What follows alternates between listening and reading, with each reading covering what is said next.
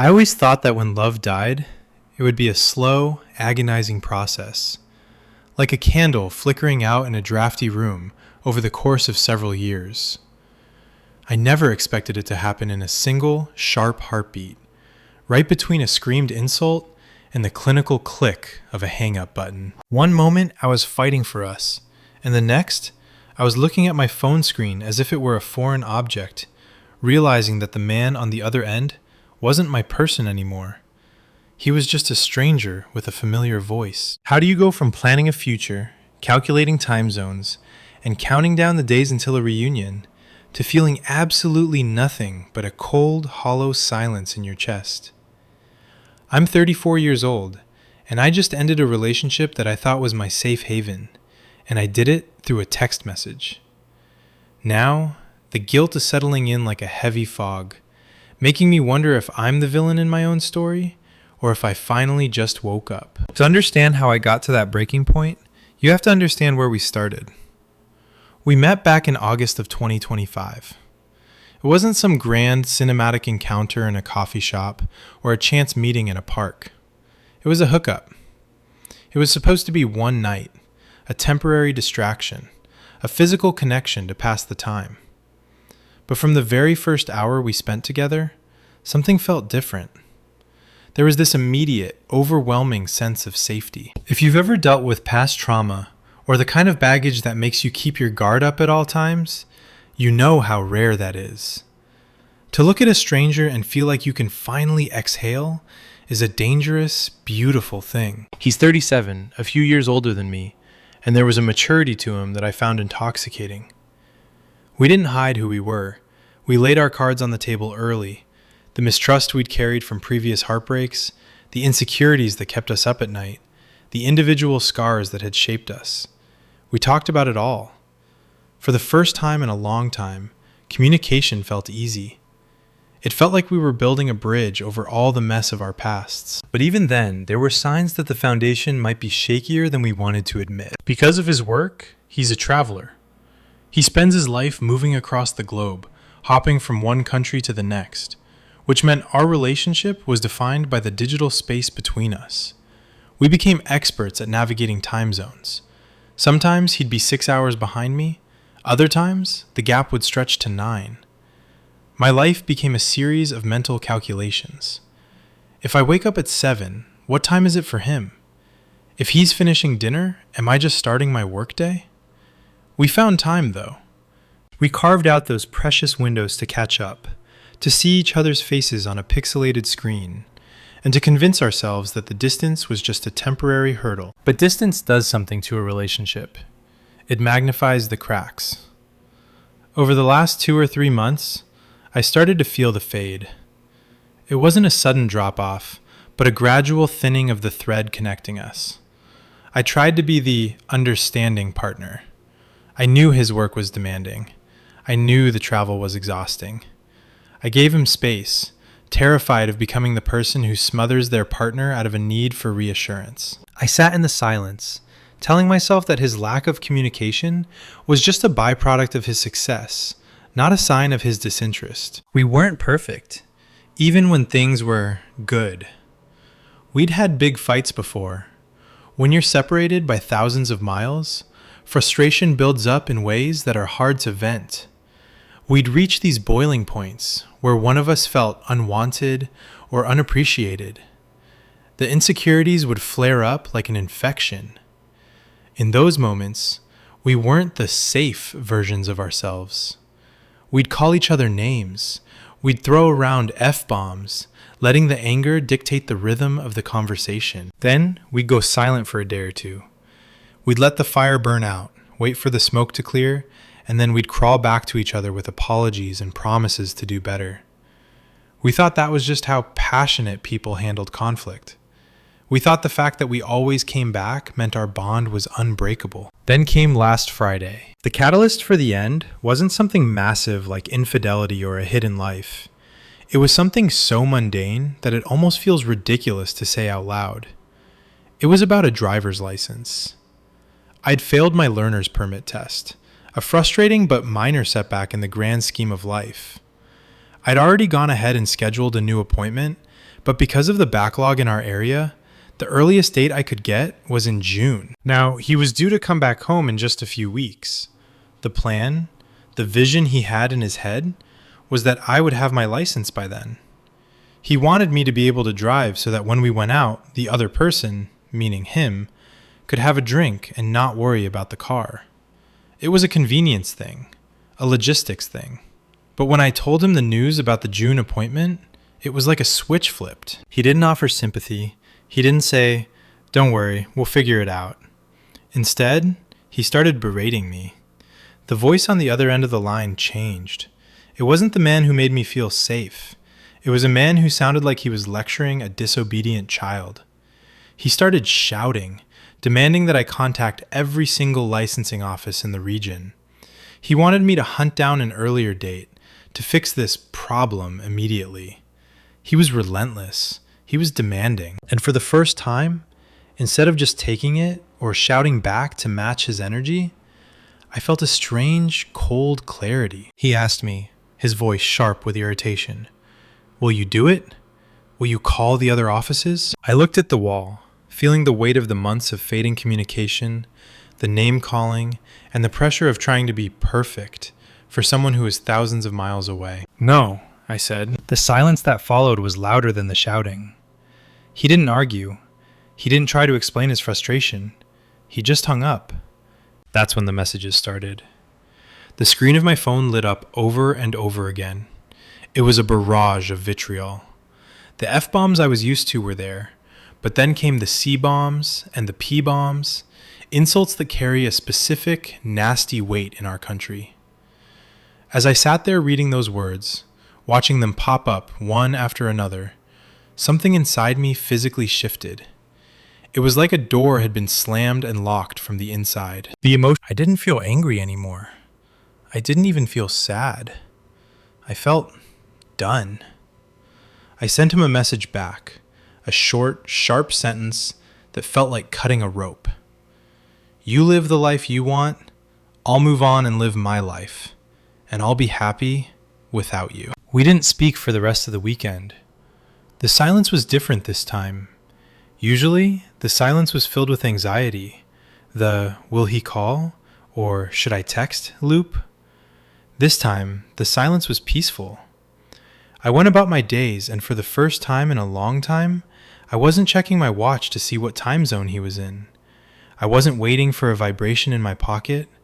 I was just me. On Monday, he finally reached out to apologize. He did the thing he always does. He said he was sorry, that he shouldn't have lost his cool. I accepted it. I even apologized for my part in the escalation. That's what we do, right? We apologize and we reset. I thought that maybe after a day or two, that spark would come back. I thought the disconnection was just a temporary protective shell my brain had put up. Fine, thanks. You? I replied. It was robotic. It was the kind of text you send to a coworker you don't particularly like. Then he sent a message that made my skin crawl. He told me he'd been feeling really relaxed, as if he'd smoked a joint all week. He was fine. He was floating. He was back to his normal self. Completely unaware that while he was feeling relaxed, I was sitting in the ruins of our relationship, realizing there was nothing left to salvage. That was my opening. I knew I couldn't keep pretending. I told him straight out, "I've been feeling disconnected since the fight. I don't know how to act or what to do because I'm just not feeling anything." I wasn't trying to be cruel. I wasn't throwing his insults back in his face. I had just reached the end of the road. And then I did it. I broke up with him, right there, in the middle of a text conversation. Sending that text was like dropping a stone into a deep, dark well and waiting for a sound that never comes. There's a specific kind of silence that follows a breakup text, a digital void where the delivered status feels like a death sentence. I sat there on the edge of my bed, the blue light of the screen reflecting in my eyes, and I watched for those 3 little typing dots.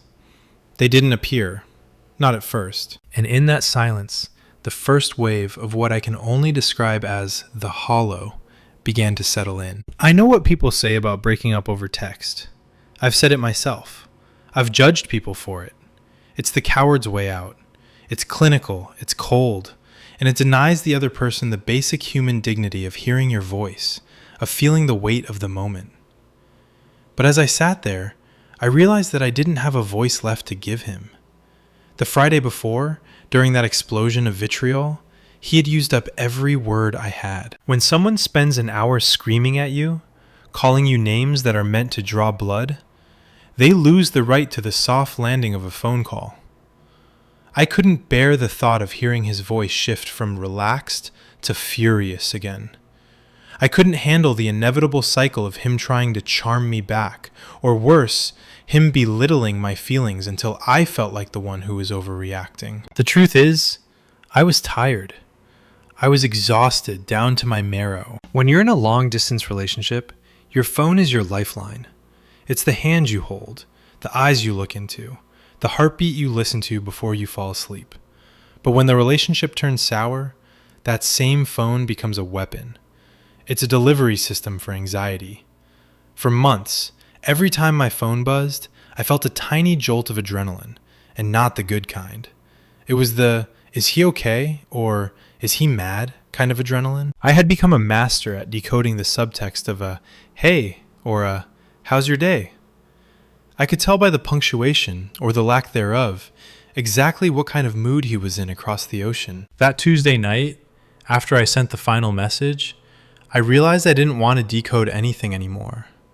I wanted the phone to just be a phone again. I started thinking back to the beginning, back to that safe feeling we had in August. I tried to find the exact moment when the safety turned into a cage. We had talked so much about our past traumas. It's funny how, in the beginning, sharing your trauma feels like building intimacy. You think you're showing someone your scars so they know where not to touch. But in a toxic cycle, those scars just become a map for the other person to know exactly where it hurts the most. He knew my insecurities. He knew I struggled with feeling like I wasn't doing enough, that I wasn't on top of things enough. So when he screamed at me about the driver's license, he wasn't just mad about a car. He was aiming for the softest parts of me. He was telling me I was a failure. And for what? So he could have a drink? The more I sat with it, the more the relaxed comment he made earlier that night started to itch at my brain. He was relaxed because he had vented his spleen. He had dumped all his anger and frustration onto me on Friday, and once it was out of his system, he felt great. He had moved on. He was floating. Meanwhile, I had been carrying the weight of his insults for 4 days. I had been replaying the sound of his voice calling me those names, feeling the physical sting of them every time I closed my eyes. He got the catharsis, and I got the wreckage. That's the hallmark of an imbalanced relationship, isn't it? One person uses the other as an emotional trash can, and then wonders why the other person smells like garbage. I didn't sleep much that night. Every time I drifted off, I'd startle awake, reaching for my phone to see if he'd responded. Finally, the messages did come. I won't share the screenshots, not out of a desire to protect the relationship anymore, but because seeing those words in black and white feels like looking at a car crash I've already walked away from. There's no need to keep revisiting the carnage. He was hurt. He was confused. He did the thing I expected. He pivoted from apology to defense, then back to apology. He told me he was an amazing guy who just had a bad moment. And that's the hardest part, isn't it? He is an amazing guy in so many ways. He's brilliant. He's traveled the world. He's seen things I've only read about. When he's on, he's the most captivating person in the room. He made me feel like the only person in the world who mattered. But I was starting to learn that the amazing guy and the man who screams C-bombs over a driver's license weren't two different people. They were the same man. And I couldn't keep choosing the amazing version if it meant I had to accept the monstrous version as part of the package deal. The next morning, Wednesday morning, the guilt hit me like a physical blow to the stomach. I woke up, and for a split second, I forgot. I reached for my phone to send the "Good morning, hope your day is starting well" text, calculating the time difference automatically. Then, the memory of the night before flooded back. The breakup, the text, the finality of it. I felt sick. I felt like a monster. I started questioning everything. Was I the asshole? Should I have waited until he was back in the country? Should I have given it another chance to see if the connection would come back? Maybe I was just in a mood. Maybe I was being dramatic. We had survived so many other fights. Why was this the one that broke me? I sat in my kitchen, staring at a cup of coffee that was going cold, and I tried to find the me that existed before August 2025. I realized I had shrunk myself to fit into the gaps of his life. I had become a person who scheduled their emotions around someone else's travel itinerary. I had accepted F-bombs as a standard form of communication because I was so afraid of losing that safe feeling we had at the start. But you can't be safe with someone who uses their words as weapons. Safety isn't just the absence of physical threat. It's the presence of emotional respect. I thought about the driver's license again. It's such a small thing, right? In the grand tapestry of a life, failing a learner's permit test is a tiny, insignificant thread. But it was the thread that, when pulled, unraveled the whole damn sweater. It showed me that his love was conditional. It was conditional on my convenience to him. It was conditional on me being the perfect support system for his lifestyle. The moment I became an inconvenience, the moment I couldn't drive him to a bar so he could have a drink, the mask slipped. And once you see what's behind the mask, you can't unsee it. You can try to paint over it, you can try to forget, but the image is burned into your retinas. I spent the rest of that morning wandering around my house, feeling like a ghost. I felt guilty, not because I wanted him back, but because I knew I was hurting him. I knew he was probably sitting in a hotel room somewhere, or in a transit lounge, feeling the sting of rejection. I knew he was likely recounting our history, trying to figure out where it went wrong. And despite everything, I still cared about his pain. That's the curse of being the one who leaves. You have to carry your own grief and the weight of the pain you've caused the other person, all while trying to convince yourself that you did the right thing. I kept asking myself, did I give it enough time? Was I too impulsive? But then I'd remember the relaxed comment. I'd remember him telling me he felt like he'd smoked a joint all week while I was drowning in the aftermath of his anger. If I had stayed, if I had given it time, what would have changed? He would have come back, we would have had a few days of blissful reunion, and then the next time I made a mistake, the next time I wasn't useful enough, the screaming would start again. The cycle would reset. I would be right back here, 8,000 miles away, crying into my phone while he slept soundly in a different time zone. I realized that giving it time is often just another way of saying giving it more chances to hurt you. The silence that followed the breakup wasn't just in my room. It was in the very air I breathed. For months, my life had been soundtracked by the constant ping of notifications, the low hum of a FaceTime call vibrating on the nightstand, and the rhythmic counting of hours to bridge the gap between our worlds. Now, that soundtrack had just stopped. I sat on my kitchen floor on Wednesday morning, the cold tile pressing through my jeans, and I stared at the clock. It was 10 a.m. for me, which meant it was 2 o'clock or 3 o'clock a.m. for him, depending on which city he was currently calling home. Usually, this was the time I'd be checking to see if he'd made it back to his hotel safely. I'd be waiting for that "good night, I love you" text that signaled I could finally relax and start my own day. But today, I didn't check. And the realization that I didn't have to check was both liberating and utterly terrifying. I started thinking back to the beginning, August 2025. It feels like a lifetime ago, doesn't it? When we first met, it was just supposed to be a hookup. We were two adults looking for a moment of connection in a world that often feels cold and disconnected. But then we started talking, really talking. We shared things I hadn't told anyone in years. We talked about our past traumas, the exes who had lied, the families that had let us down, the deep-seated fears of never being enough. At the time, I called it safety. I told my friends, I finally found someone I can just be with. But looking back now, through the lens of this cold Wednesday morning, I have to wonder, was it safety? Or was it just two drowning people grabbing onto each other so tightly they didn't realize they were pulling each other under? We bonded over our scars. We built a relationship on the foundation of our shared damage.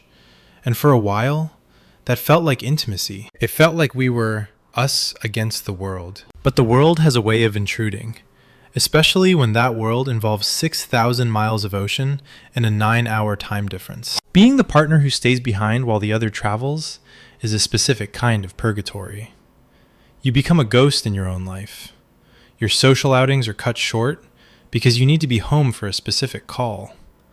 Your sleep schedule is dictated by a time zone you don't even live in. I tried so hard to be the cool boyfriend. I didn't want to be the one nagging him about why he hadn't texted in 4 hours. I knew his work was intense. I knew he was meeting with clients, navigating foreign cities, and dealing with the exhaustion of constant travel. So, I swallowed my needs. I pushed my insecurities into a small box in the back of my mind, and I told myself, this is what love looks like. It's sacrifice. It's patience. But the box was getting full. I think the reason the driver's license fight was the one that broke the camel's back wasn't actually about the driving. It was about the power. For months, he had been the one moving, the one doing, the one with the important job that required all our flexibility. I was the anchor. I was the one who was always there, always waiting, always ready to adjust. The way he started berating me, it wasn't just a disagreement. It was a deconstruction of my character. He didn't just want me to get a license. He wanted to control how I got it. He wanted me to grovel to licensing offices, to spend my days on the phone begging for an earlier appointment, all so he could have a beer at a bar and not have to worry about a taxi. And then the names. You know, there's a certain threshold of disrespect you can't cross back over. In our previous fights, when the F-bombs flew, we'd both been guilty. We'd both been heated. But this time, it felt one-sided. It felt like he was punching down. As I sat there reading those C-bombs and P-bombs on my screen, I didn't see the amazing guy I'd fallen for in August. I saw a man who thought so little of me that he felt comfortable using the most degrading language in his vocabulary because I'd inconvenienced him. That was the shift. People talk about falling out of love, and they usually describe it as a slow fade. For me, it was a snap, like a rubber band that had been stretched too far for too long. 1 second it was holding everything together, and the next, it was broken. And once it snaps, you can't just tie a knot in it and expect it to be the same. The tension is gone.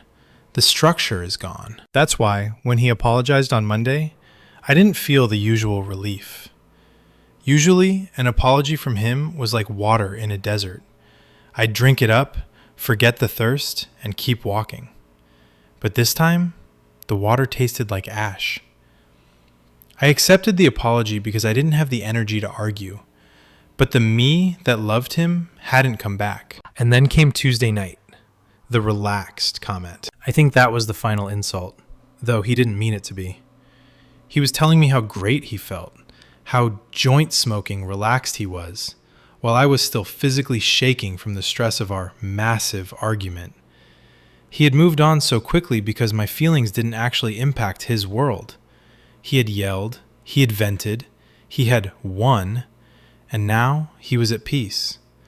The fact that I was still hurting, that I was emotionally disconnected, didn't even register as a possibility to him. He just assumed that since he was fine, we were fine. I broke up with him via text because I realized that if I tried to do it over the phone, he would use that same relaxed voice to talk me out of it. He would use his intelligence and his charisma to make me feel like I was being emotional or irrational. He would remind me of how safe we felt in the beginning. He would weaponize our shared trauma to make me feel like I was abandoning the only person who truly understood me. I had to do it via text, to protect the tiny bit of me that was left. I had to put the words in writing so I couldn't take them back. But God, the guilt. I spent Wednesday afternoon looking at photos of us. There's one from a few months ago, a screenshot of a FaceTime call. We're both smiling, our faces pixelated and glowing from the screen light. We looked so happy. We looked like the amazing couple everyone thought we were. I looked at that photo and I felt like a liar. I felt like I was destroying something beautiful because I couldn't handle a few bad words. I started spiraling. Am I the asshole? I asked the empty room. Am I a coward for not giving him a chance to fix it? Am I throwing away a safe love over a driver's license? I thought about his perspective. He's thousands of miles away, working hard, probably lonely in a generic hotel room, and the one person who was supposed to be his home just sent him a "it's over" text and went silent. That's brutal. I know it's brutal. I know I'm hurting him. And the fact that he is an amazing guy in so many other ways makes the knife twist even deeper. But then I remember the screaming. I remember the way my heart hammered against my ribs when I saw his name pop up on my phone.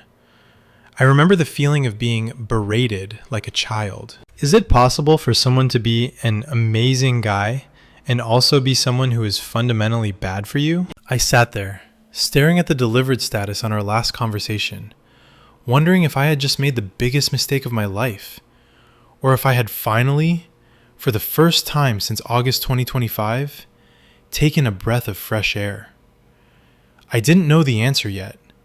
All I knew was that the silence was getting louder, and the man I thought was my safe haven felt further away than he ever had when he was just across the ocean. The aftermath of a breakup, when you're 8,000 miles apart, isn't like a normal breakup. There's no slamming of doors, no packing of boxes, no tearful exchange of keys in a driveway. Instead, there is just a profound digital silence. It's like a radio station suddenly going off the air. Just static in the memory of a song you once knew by heart. By Wednesday afternoon, the guilt wasn't just a feeling anymore. It was a physical weight in my chest, making every breath feel like I was pulling air through a thick, wet blanket. I kept looking at my phone, half hoping he'd call, and half terrified that he actually would. I started thinking about those P-bombs he'd thrown at me. In our country, those words aren't just swear words. They're gendered, they're aggressive, and they're designed to make the person on the receiving end feel like they are less than human. They're the kind of words you use when you want to leave a scar. And as I sat there, trying to justify my cowardly text breakup, I realized that those words were the real cowards. He couldn't reach out and touch me. He couldn't look me in the eye and see the hurt he was causing. So he used the most violent language he could find to bridge the distance. He wanted me to feel his anger in my bones, even from across the world. And he succeeded. But then the amazing guy version of him would pop back into my head. I remembered the way he'd listen to me talk about my day. Truly listen, for hours. I remembered the way he'd send me little updates from whatever city he was in. A photo of a sunset in Dubai, a funny sign in Singapore, a "wish you were here" from London. He was worldly. He was charismatic, and he made my life feel bigger just by being in it. He was the person I'd shared my deepest traumas with, the one who told me I was safe with him. How do you reconcile those two people? How do you accept that the person who makes you feel the safest is also the person who makes you feel the most hunted? But the driver's license incident showed me that he didn't see it as a gift. He saw it as a requirement. He didn't want a partner. He wanted a concierge. He wanted someone who would manage the logistics of his life so he could move through the world without any friction. The moment I became a source of friction, the moment I couldn't be his driver, the love disappeared and was replaced by a cold, demanding authority. I spent most of Wednesday evening scrolling through our old messages, looking for the turn. I wanted to find the exact day when the "I love you" texts started feeling like a habit instead of a choice. I found messages from 3 months ago, back when the fade started. I could see it now with the benefit of hindsight. The messages from him had become shorter. The questions about my life had become fewer. Our conversations had pivoted almost entirely to his schedule, his travel, his stress. I had been slowly fading into the background of my own relationship, becoming a supporting character in the amazing life of the traveling boyfriend. I had been so busy being understanding that I hadn't noticed I was disappearing. The relaxed comment from Tuesday night kept echoing in my head. I feel like I've smoked a joint all week. That was the final piece of the puzzle. He was relaxed because he had successfully offloaded his anger onto me. He had used me as an emotional lightning rod, letting all his frustration strike me so he could feel clear again. He didn't care that the lightning had left me burnt and shaking. As long as he felt relaxed, the relationship was good. I realized then that if I had waited for him to come home, if I had given it time, I would have just been giving him more time to convince me that I was the problem. He's a brilliant communicator when he wants to be. If we had sat down face to face, he would have held my hand, looked into my eyes with that gaze that always made me feel seen, and he would have apologized in a way that made me feel guilty for even being upset. He would have turned the C-bombs and P-bombs into just a momentary lapse in judgment because I missed you so much. He would have made his verbal abuse look like a symptom of his love for me, and I would have believed him. I know I would have. I was so hungry for that safe feeling that I would have swallowed the poison just to get to the honey. Breaking up via text wasn't a coward's way out. It was a survival tactic. It was the only way I could say what I needed to say without him interrupting me, without him charming me, and without him using my own past traumas against me. It was the only way I could keep the door locked. But that didn't stop the messages from coming. By Wednesday night, the tone of his text had shifted. The apologies were gone, replaced by a cold, biting sarcasm. "Oh, I see," he wrote. "So after everything we've been through, I'm just worth a text message to you? I guess I was wrong about you. I thought you were stronger than this." There it was, the strong comment. He knew that I prided myself on being resilient, on being the one who could handle the long distance, the one who could handle the arguments. By calling me weak, he was poking at the very insecurity he'd helped me build. He was trying to shame me back into the relationship. I sat there, looking at that message, and for the first time in days, I didn't feel guilty. I felt angry. I felt a surge of that disconnected clarity I'd felt on Friday. He wasn't mourning the loss of me. He was mourning the loss of his control over me. He was mad that I had finally set a boundary he couldn't cross. I didn't reply.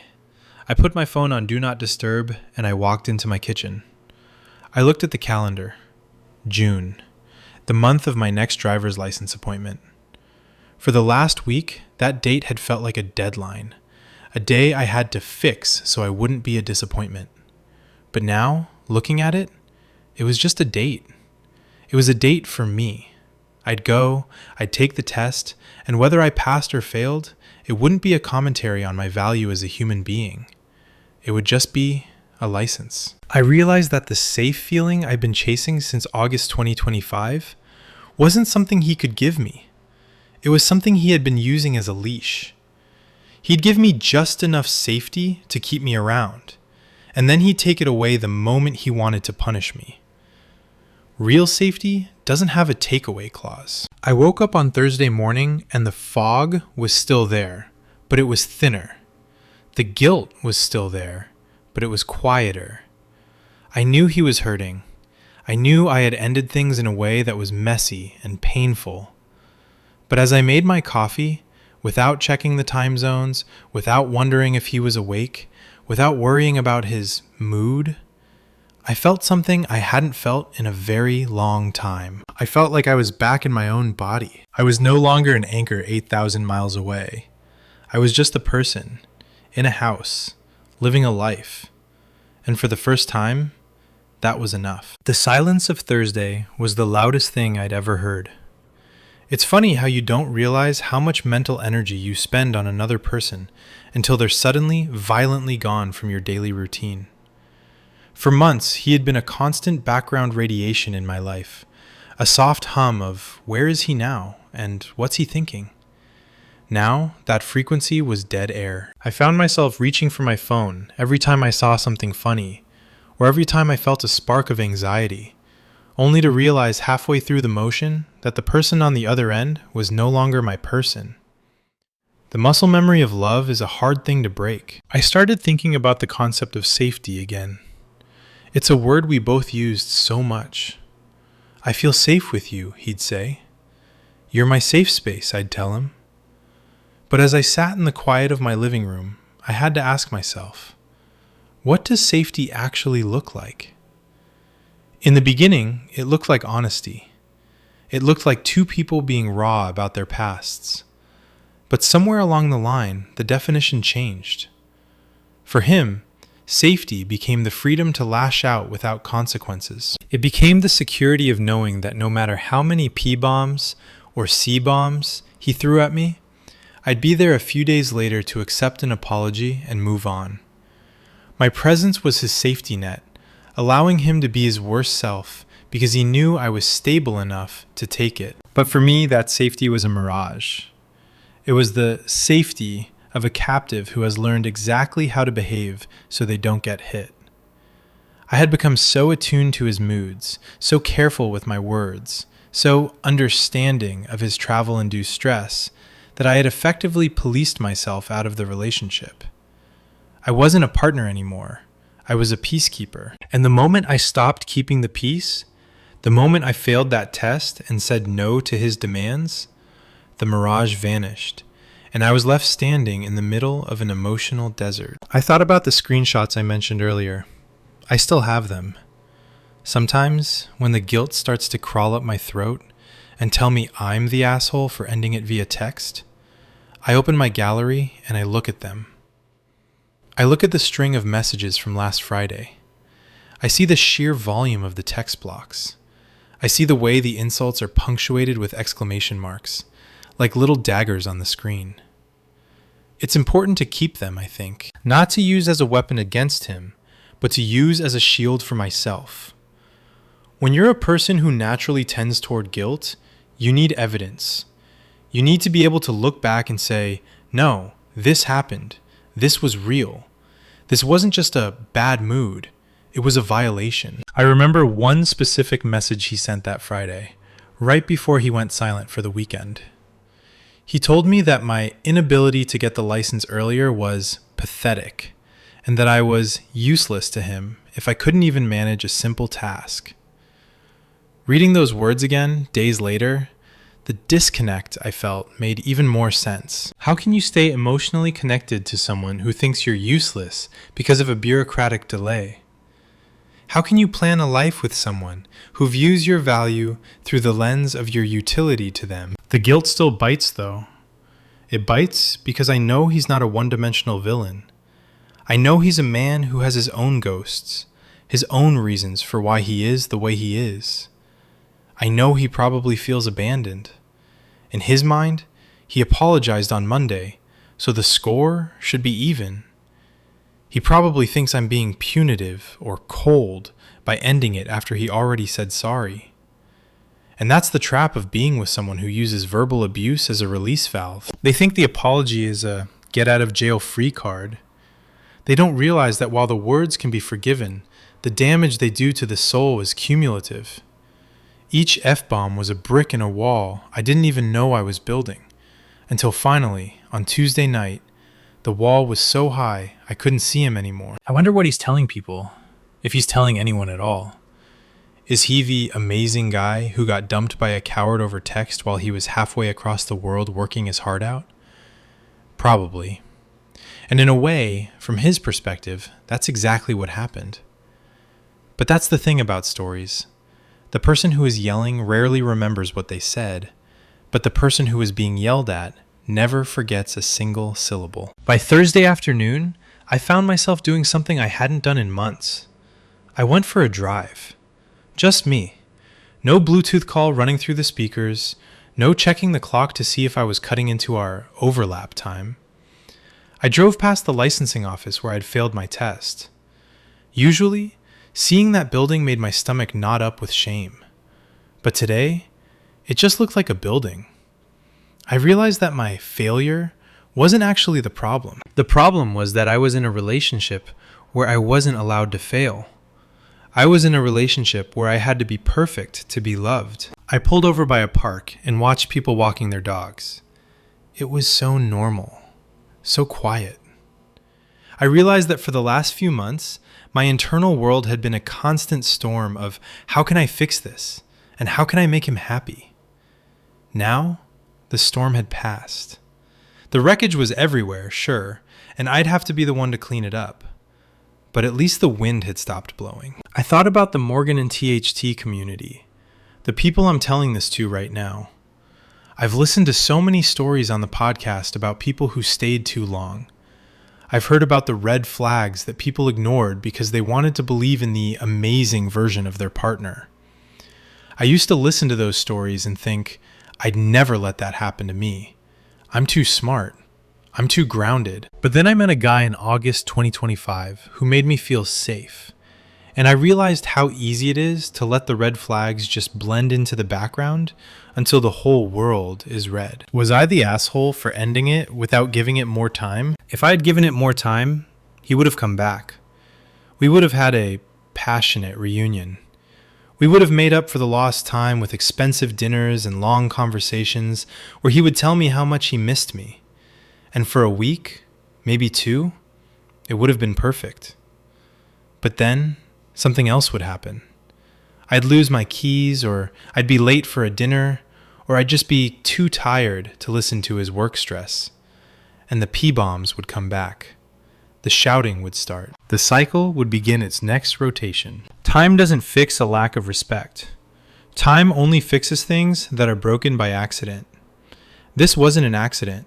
This was a pattern. I realized that by ending it via text, I wasn't just being a quote-unquote coward.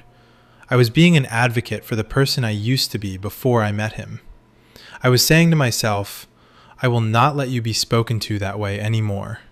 I will not let you wait by a phone for an apology that only lasts until the next time he gets frustrated. The text was a barrier. It was a physical manifestation of the boundary I had finally found the strength to set. I'm 34. I'm at an age where I'm starting to realize that peace is more valuable than passion.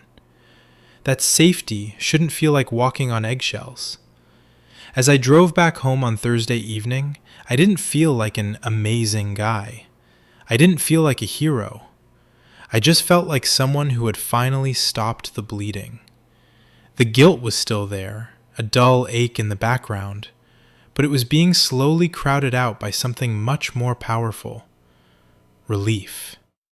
By Thursday night, the sounds in my house had shifted from being heavy and oppressive to feeling expansive. I sat on my balcony, watching the city lights, and I realized I wasn't waiting for anything. For the first time in nearly a year, my evening didn't have a deadline. I didn't have to be home by 9 p.m. for the evening check-in. I didn't have to monitor my phone's battery with the anxiety of a lifeline. I was just a man sitting on a chair, breathing in the night air. It was a terrifying kind of freedom. I kept thinking about that amazing guy label. I called him that in my initial thoughts, and I find myself saying it even now. But I had to challenge myself. Why? Why do we do that? Why do we hold on to the best version of a person as if it's the only true version, while treating their worst version as some kind of temporary glitch in the software?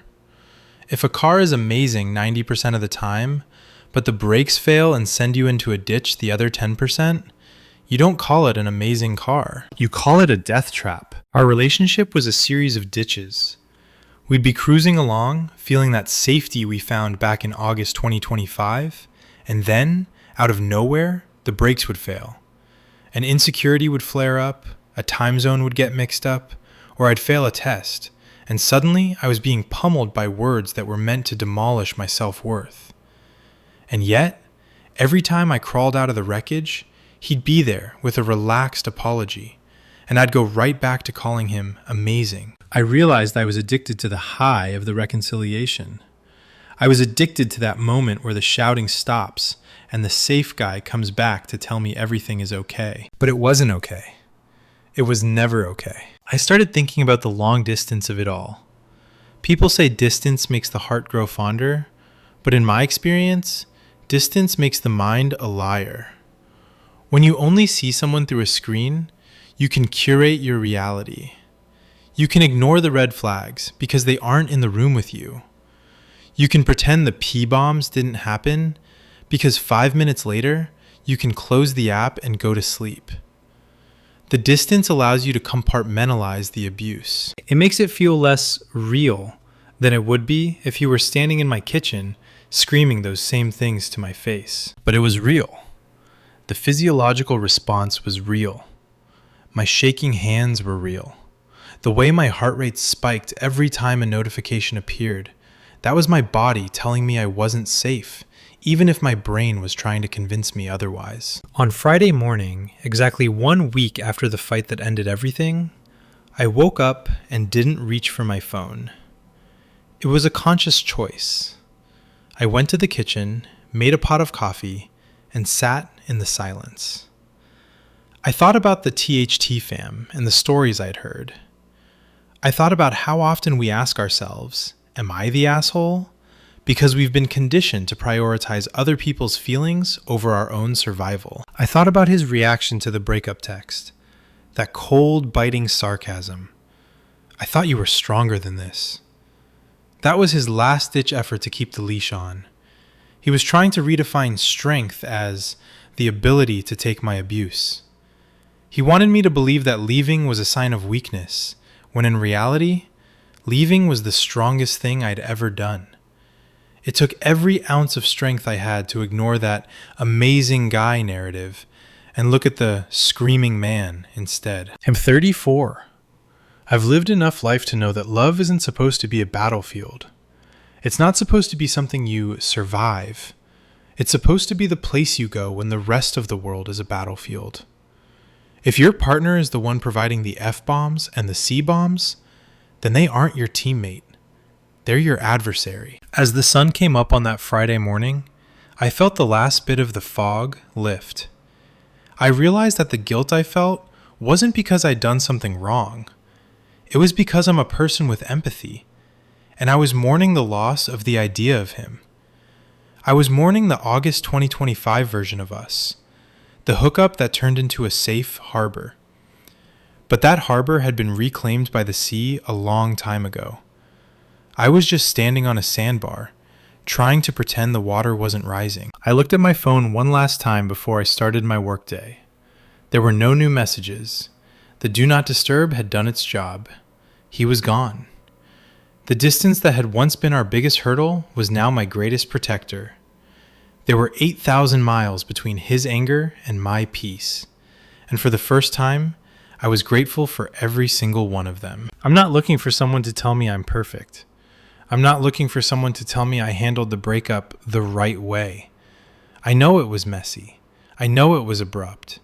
But I also know that if I hadn't ended it exactly when I did, I'd still be sitting there, waiting for the next relaxed message, waiting for the next time I'd be useless to him, waiting for the next storm to hit. I chose myself. And honestly, that feels more amazing than he ever did. So, to everyone listening, I want to ask you, have you ever been in a situation where you had to choose between being a coward or staying in a situation that was slowly killing your spirit? Have you ever felt that shift where the person you loved suddenly became a stranger? I'd love to hear your thoughts in the comments. We've all been through things that leave scars, but maybe by sharing them, we can make sure those scars don't define us. If you've ever had to set a hard boundary for your own sanity, let me know. And if you want to hear more stories about finding the strength to walk away, make sure you subscribe. We're all in this together, navigating the time zones of our own lives. As for me, I've got a driver's license appointment in June, and this time I'm going for myself. Not because I need to be useful to anyone, but because I want to be the one behind the wheel of my own life. That Friday evening, the one that marked exactly 1 week since the explosion that leveled my world, felt like a strange anniversary. Usually, Friday nights were our prime time. No matter where he was in the world, we'd find a way to make the hours align. We'd have a digital date, maybe watch the same movie simultaneously while on a video call, or just talk until one of us fell asleep with the phone still warm against the pillow. But as the sun began to dip below the horizon of my own city, the silence in my apartment felt like a physical presence. It was a vacuum, sucking out all the noise I'd grown so accustomed to. I found myself pacing. It's a habit I picked up during the long-distance months, pacing the length of the hallway while talking to him, measuring my life in steps and signal strength. My thumb kept ghosting over the screen of my phone, a reflex I couldn't seem to kill. I wanted to see if he'd posted anything. I wanted to know if he was in a new city, if he was relaxed again, or if he was hurting as much as the guilt told me he was. It's the paradox of a breakup.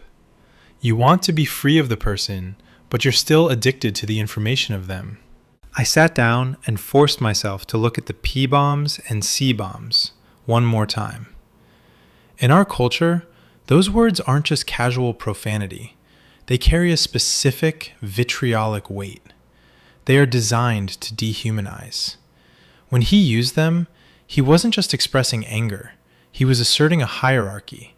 He was placing himself above me, looking down at my pathetic inability to get a driver's license, and using those words to keep me in my place. I started thinking about how many times I'd excused that behavior in the past. We'd had big fights before, as I mentioned. F-bombs were common. We'd both get heated. But there was always this unspoken agreement that we were fighting for us, not at each other. Or at least, that's what I told myself. Now, with the clarity of the distance I'd created, I realized the agreement was one-sided. I was fighting for the relationship. He was fighting to win. Every time we'd talked things out in the past, the resolution always looked the same. I would express my hurt.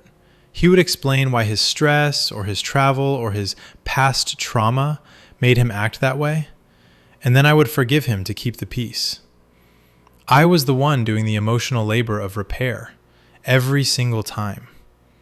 I was the one who made the safe space for him to return to, while my own safety was being systematically dismantled, word by word, fight by fight. He's an amazing guy, I kept saying. But who was I saying it for? Was I saying it because it was true? Or was I saying it because I needed to justify why I'd stayed so long? If I admitted he wasn't amazing, then I had to admit that I'd been a doormat. If I admitted he was just a man with a mean streak and a control problem, then I had to face the reality of my own choices. I thought about his job, the traveling, the world hopping. He lived a life of constant motion, of new horizons and different time zones. I had been his only constant. I was the North Star he used to navigate back to himself. But a North Star is a fixed point. It doesn't move. It doesn't change.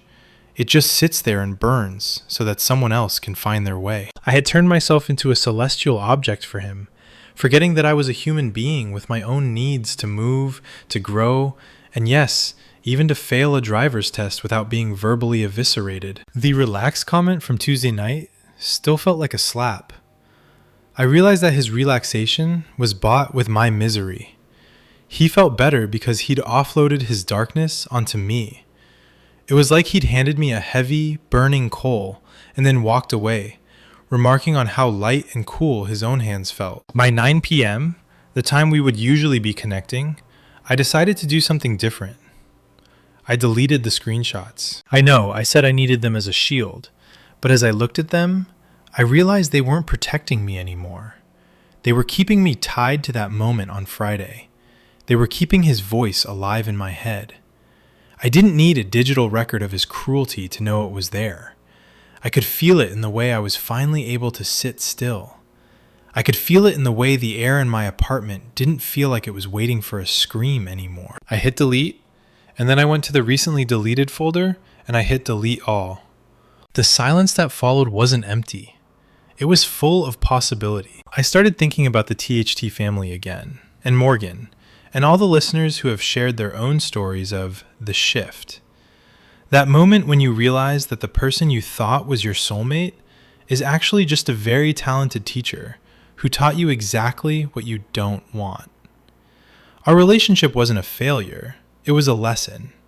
It was a 3,000-mile-long, 9-month deep course in self-respect. I'm not a coward for ending it via text.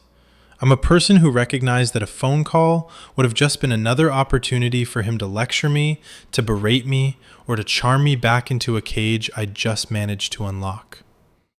Sometimes, the most courageous thing you can do is refuse to engage with a person who doesn't respect your voice. If he wanted a face-to-face breakup, he should have treated me with face-to-face respect while we were together. You don't get to demand the proper etiquette of an ending when you've ignored the basic rules of a beginning and a middle. I looked at the clock. It was late. In his part of the world, he was probably just starting his day, or maybe ending a long shift. For the first time since August 2025, I didn't care which one it was. I didn't check the weather in his city. I didn't wonder who he was with. I just turned off my light and lay there in the dark. The guilt was still there, a small, nagging hum at the base of my skull. I know I hurt him. I know he's probably confused and angry. But for the first time, I realized that his pain was not my responsibility to fix. I had spent months trying to manage his emotions, trying to cushion his falls, trying to be the understanding one. I was retired from that job now. I closed my eyes and thought about June, the licensing office, the nervous wait in the lobby, the stern instructor. I thought about the moment I'd get that piece of plastic in my hand. Not so I could drive him to a bar, not so I could be useful, but so I could drive myself wherever the hell I wanted to go. I was 34 years old, and I was finally learning how to drive my own life. Saturday morning arrived with a stillness that felt almost alien. For months, Saturdays had been our sacred ground, the one day where the time difference felt less like a chasm and more like a bridge. Because it was the weekend, he usually didn't have to rush off to a meeting, and I didn't have to log into work.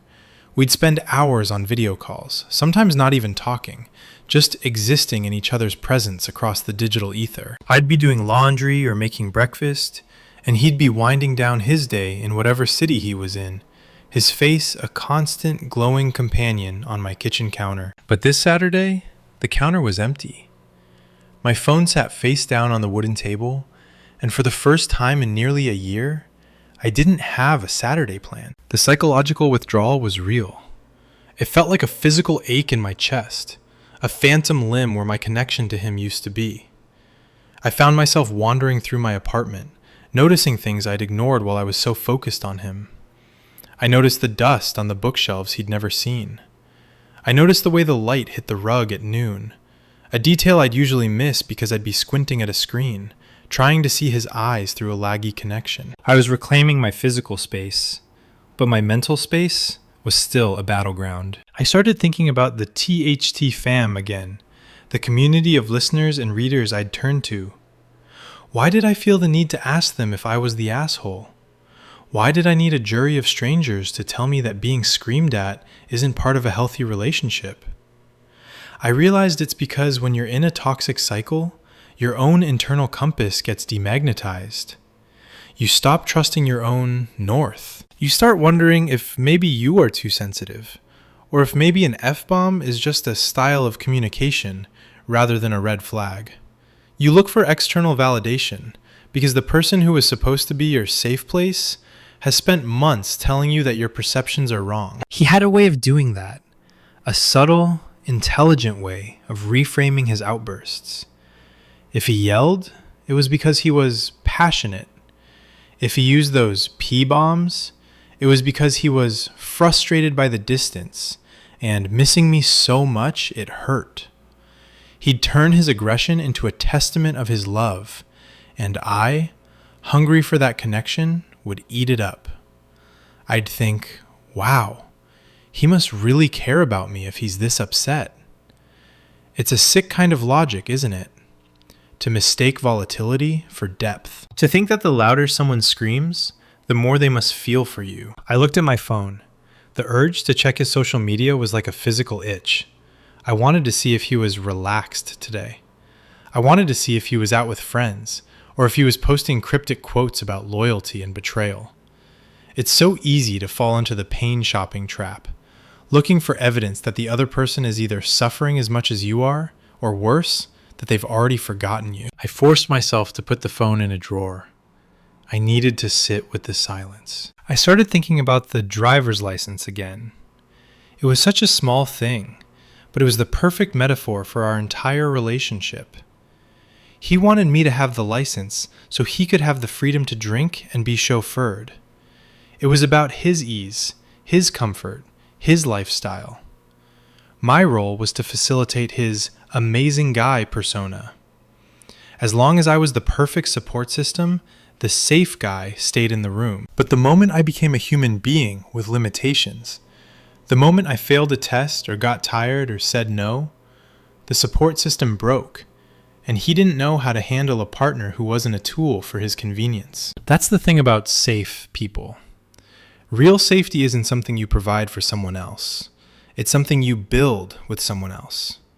It's a mutual agreement that no matter how frustrated we get, no matter how many time zones are between us, we will never use our words to try and break the other person. We will never use our intimate knowledge of the other person's trauma to purposefully trigger them. He had used my trauma. He knew I grew up in a house where shouting was the primary language. He knew that loud voices made my heart race and my mind go blank. And yet, when he wanted to get his way, he reached for that exact weapon. He didn't just shout. He shouted because he knew it would silence me. He used my past to control my present. As I sat there in the quiet of my Saturday morning, I realized that the amazing guy was just a character he played when things were going his way. The man who threw the C-bombs wasn't a glitch. He was the director. He was the one who actually ran the show. I thought about the coward comment again. Was it cowardly to end it over text? Maybe. If we lived in the same city, if we shared a life, then yes, a text would be a cruel way to end things. But we didn't share a life. We shared a data plan. We lived in the digital space, and that space had become poisoned. If I had called him, he would have used his voice, that voice I'd grown to love, to manipulate my emotions. He would have used his intellect to weave a web of ifs and buts until I was so confused, I'd be apologizing to him for being upset. By Saturday afternoon, I decided to go for a walk. I went to a part of the city I'd never visited with him, a place that didn't have any ghosts. I watched couples holding hands, people laughing over coffee, and I didn't feel the usual pang of, I wish he were here. Instead, I felt a strange sense of curiosity. I wondered what it would be like to be with someone who didn't calculate your utility. I realized I'd been starving for a very long time. I'd been living on the crumbs of his amazing moments, trying to make a full meal out of them while ignoring the fact that the rest of the relationship was toxic. I'm 34. I have so much life left to live. And as I walk through that park, feeling the sun on my face in the absence of a vibrating phone in my pocket, I realized that I wasn't the asshole for ending it. I was the hero of my own story for finally choosing to walk away from a fire that was never going to keep me warm. It was only ever going to burn me. The guilt was still there, sure. It's hard to stop caring about someone overnight, especially someone you've shared your soul with. I know he's probably hurting. I know he's probably lonely. But I also know that I am not the medicine for his pain, especially when he's been the poison for mine. I looked at my watch. It was 3 p.m. Usually, we'd be 3 hours into a call by now. Instead, I was standing in front of a street performer, listening to a song I'd never heard before. I didn't have to explain the music to anyone. I didn't have to describe the scene for someone 8,000 miles away. I was just there, present, whole. I was finally learning how to be alone without being lonely. And that, more than any driver's license, was the freedom I really needed. Sunday was always the hardest day in our long-distance world. It was the transition day. It was the day where the looming reality of the coming work week and the time zone shifts that came with it started to press down on us. Usually, Sunday was a day of marathon calls. We would stay on the line for 6, 7, 8 hours, anchored to each other by nothing but a digital signal and the desperate need to feel connected before the Monday morning rush pulled us apart again. But this Sunday, the silence wasn't just a lack of sound. It was an active force. It felt like the walls of my apartment were breathing, exhaling the ghost of a relationship that had finally run out of air. I spent the morning in that dangerous what-if spiral. You know the one. It's that mental loop where you start to edit the past to make the present feel less painful. What if I hadn't said no, I thought? What if I had just called the licensing offices like he asked? If I had just swallowed my pride and spent my Friday morning groveling to some clerk for an earlier appointment, he wouldn't have snapped. He wouldn't have called me those names. We would have spent the weekend laughing, planning his return, and feeling that safe glow. For a few hours, the guilt almost won. I actually picked up my phone, my thumb hovering over his name in my contacts. I wanted to tell him I was sorry. I wanted to tell him that the text was a mistake, a moment of madness brought on by stress and distance. I wanted to go back to the way things were in August 2025, when we were just two people who felt safe together. But then, I did something I hadn't done in a long time. I looked in the mirror. I didn't recognize the man looking back at me. His eyes were tired, not just from a lack of sleep, but from a year of carrying someone else's emotional baggage. He looked like someone who had been holding his breath for months, waiting for permission to exhale. I realized that if I sent that "I'm sorry" text, I wouldn't be apologizing because I was wrong. I'd be apologizing because I was afraid of the silence. I'd be crawling back into a cage just because I didn't know how to stand in the open field yet. The amazing guy narrative was a lie I'd been telling myself so I wouldn't have to face the truth of the screaming man. I thought about the word safety one more time. I realized that in our relationship, safety had become a commodity. It was something he gave me as a reward for good behavior. When I was the perfect boyfriend, the one who managed his schedule, absorbed his stress, and facilitated his lifestyle, I was safe. But the moment I showed a flaw, the safety was revoked. That's not a relationship. That's a performance. And I was tired of being an actor in a play where I was the only one who didn't know the script. By Sunday afternoon, he sent one final message. I didn't see it until hours later because I'd started leaving my phone in the other room. It wasn't an apology. It wasn't a "please come back." It was a cold, clinical list of all the ways I had let him down over the last 9 months. He brought up things I didn't even know were issues. Times I'd been too quiet on a call. Times I'd sounded distracted.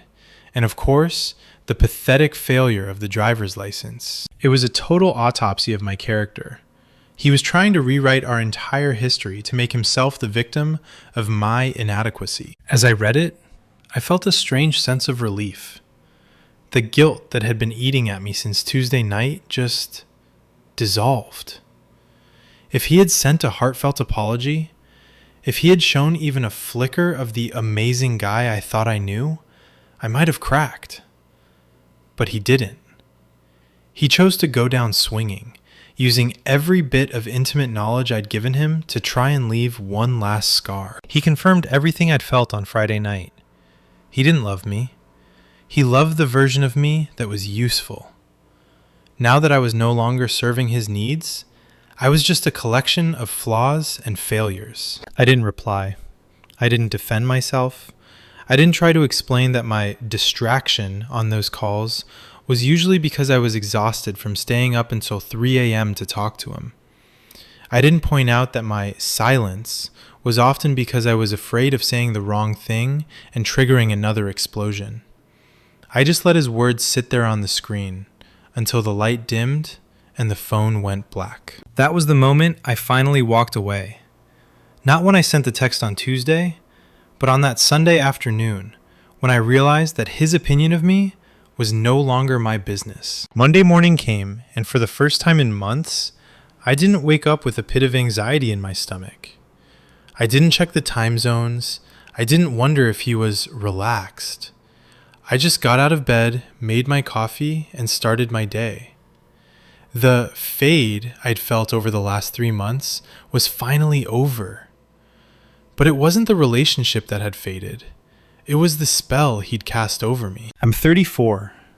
I'm a man who has lived through trauma, who has built a life, and who has a lot of love to give.